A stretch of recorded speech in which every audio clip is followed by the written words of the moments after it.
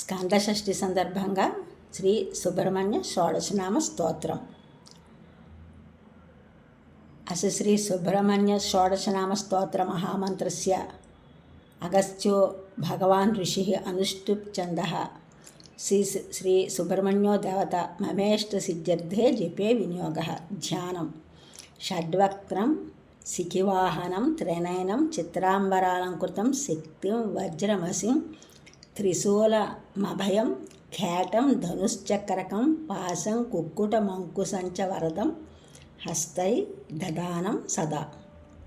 ధ్యాయే దీప్సిత సిద్ధిదం శివసుతం స్కందం సురారాధితం. ప్రథమో జ్ఞానశక్త్యాత్మా ద్వితీయం స్కందయేవ చ.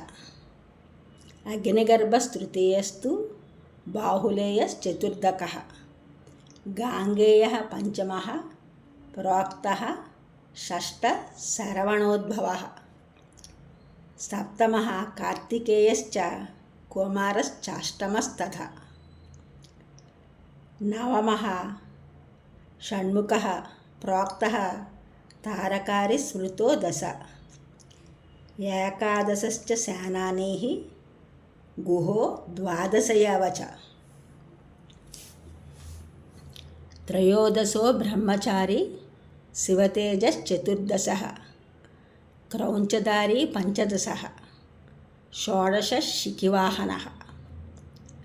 షోడశైతాని నామాని యో జపేద్భక్తి సంయుతః బృహస్పతి సమో బుద్ధ్యా తేజసా బ్రహ్మణః సమః. కన్యార్థి లభతే కన్యాం జ్ఞానార్థి జ్ఞానమాప్నుయాత్. విద్యార్థి లభతే విద్యాం ధనార్థి ధనమశ్నుతే. యజ్జత్ ప్రార్థయతే మత్స్యః తత్సర్వం లభతే ధ్రువం.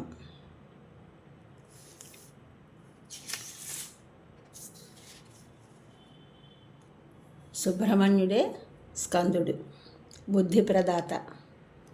శంకరాచార్యుల వారు త్రిపుర సుందరి వేదపాదస్తవంలో ప్రారంభంలో అంటారు, మన కోసం అని చెప్పారు.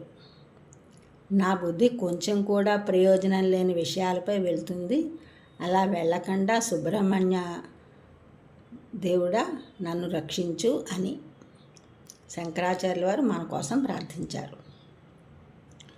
ఆ విధంగా బృహస్పతితో సమానమైన బుద్ధిని,